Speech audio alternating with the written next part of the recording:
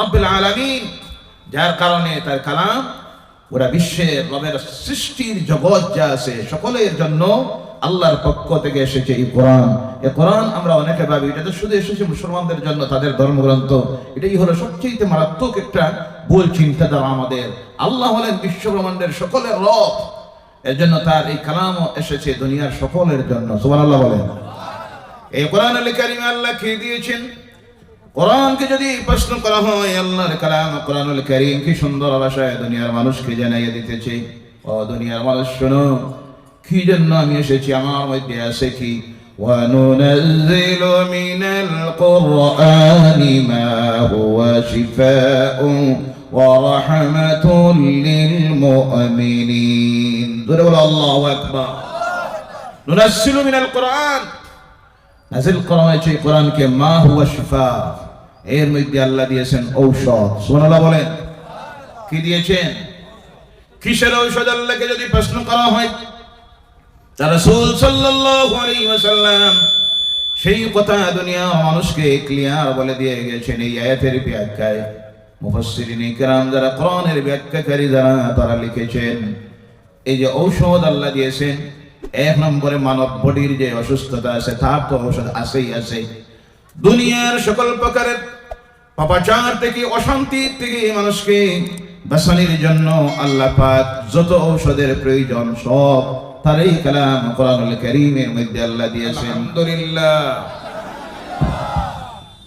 রব্বানা লাকাল হামদ হামদান কাসীরান তাইয়িবান মুবারাকান ফীহি।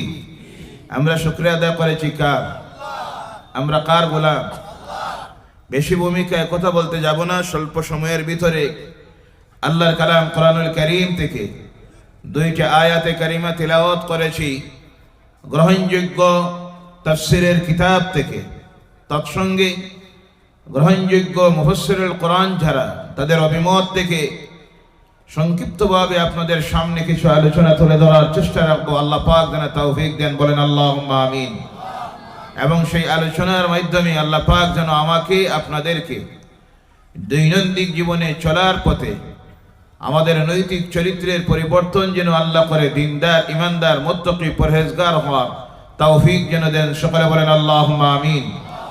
সেই কোরআনের নূর দিয়ে, আলো দিয়ে আমাদের অন্তরকে যেন আমরা পবিত্র করে দুনিয়ার চলার পথে কোরআন দিয়ে, কোরআন ভিত্তিক নিজের জীবন ব্যবস্থাকে, পরিবারকে, সমাজকে, রাষ্ট্রকে যাতে পরিচালিত করতে পারি আল্লাহ যেন তৌফিক দেন, বলেন আল্লাহুম্মা আমিন।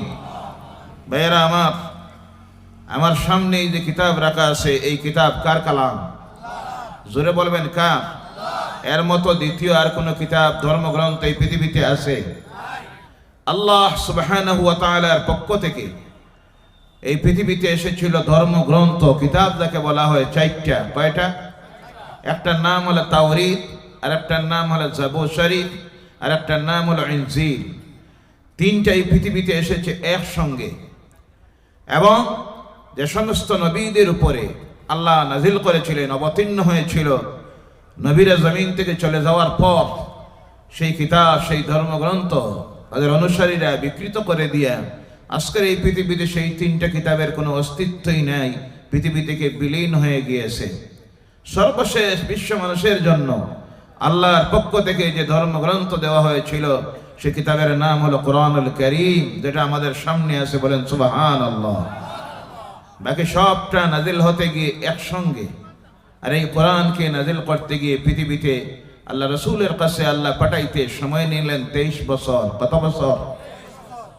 যখন প্রয়োজন হয়েছে, প্রয়োজন বুঝে আল্লাহ পাক কোন সময় এক আয়াত, কোন সময় 2 আয়াত, কোন সময় 1 রুকু, কোন সময় কমপ্লিট একটা সূরা আল্লাহ রাব্বুল আলামিন নাজিল করলেন। যার কারণে কোরআন জমিনে আসতে গিয়ে ধীরে ধীরে ধারাবাহিকতা এসেছে।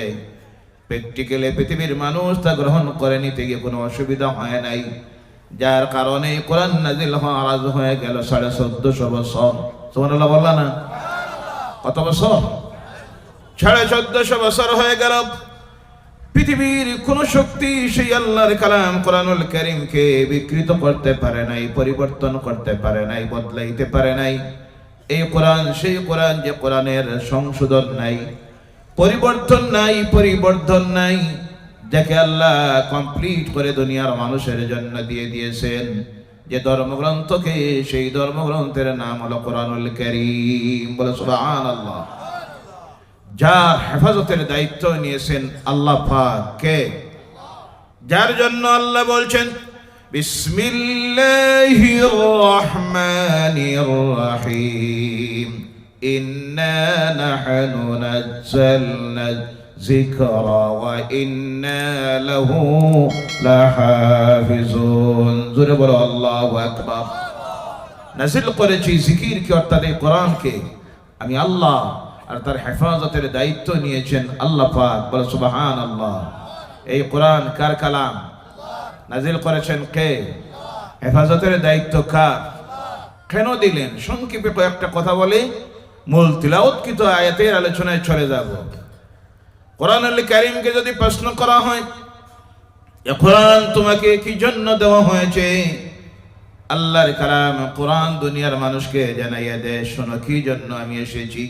বিসমিল্লাহির রহমানির রহিম, আলিফ লাম রা, কিতাবুন আনজালনাহু ইলাইকা লিতুখরিজান নাসা মিনাজ যুলুমাতি ইলান নূর। জোরে বলো আল্লাহু আকবার।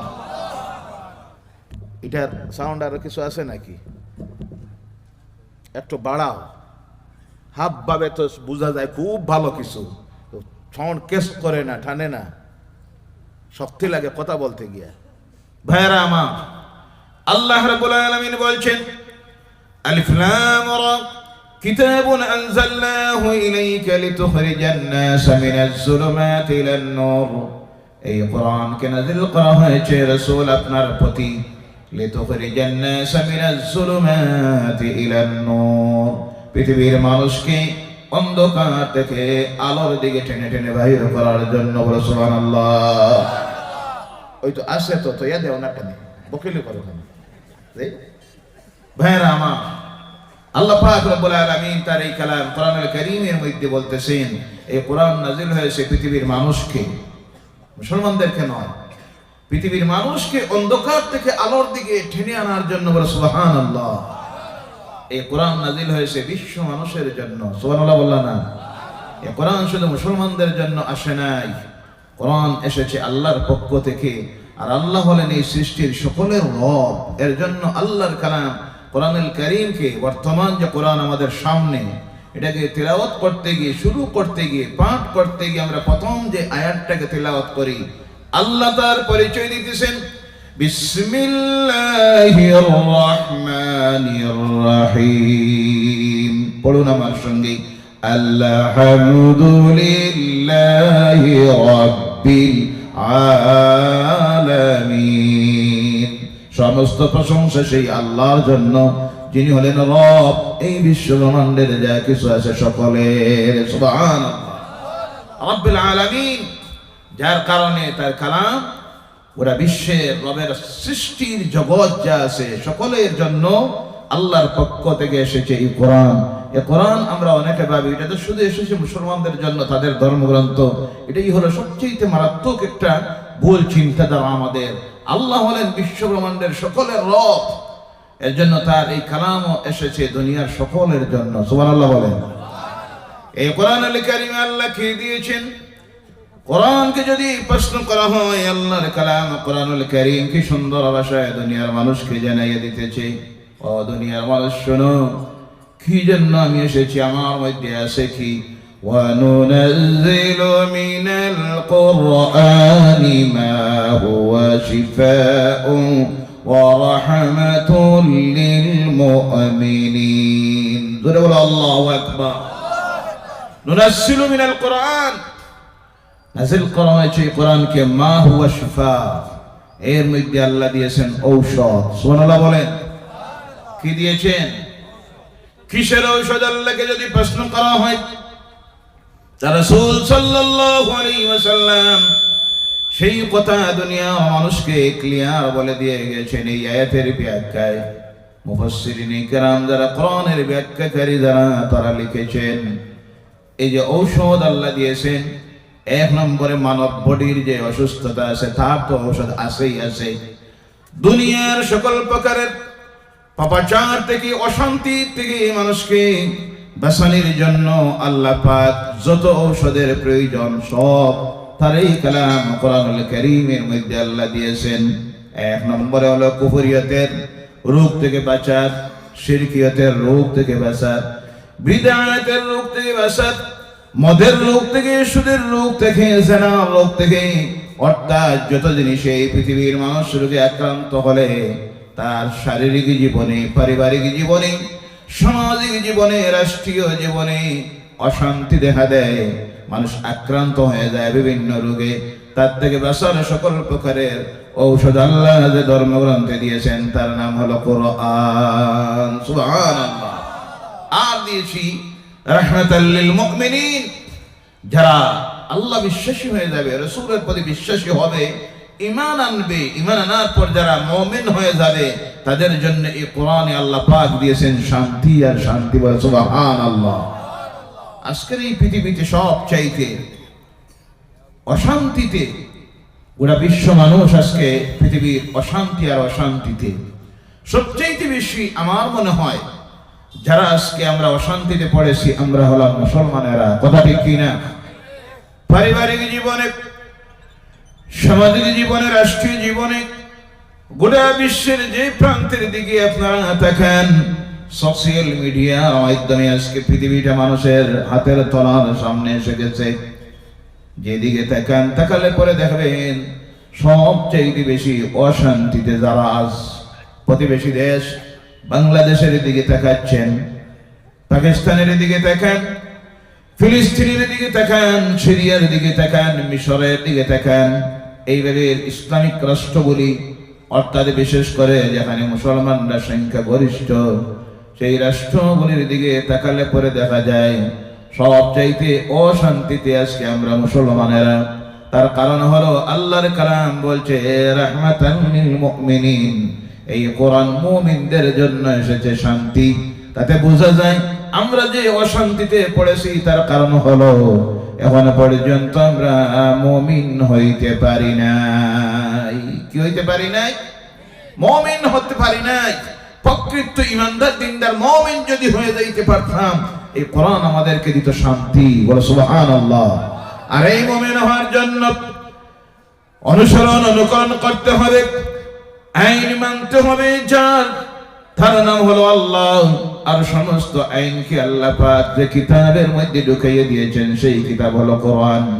ও আমার ভাইরা, ও মুসলমানেরা, আজ থেকে যদি আমরা এই পৃথিবীর মুসলমানরা চলার পথে আল্লাহর এই কালাম কোরআনের আদেশকে মেনে চলি, আর নিষেধকে যদি আমরা মেনে চলি, আমরা যদি মুমিন হয়ে যাইতে পারি, আল্লাহর কসম এই পৃথিবীটাই হয়ে যাবে আমাদের জন্য শান্তির আবাসস্থল। কথা ঠিক কিনা? এই কোরআনকে মানতে রাজি আছেন? কোরআনের উপর আমল করতে রাজি আছেন? কারা কারা একটাবার হাত উঠান আর বলেন নারায়ে তাকবীর, নারায়ে তাকবীর।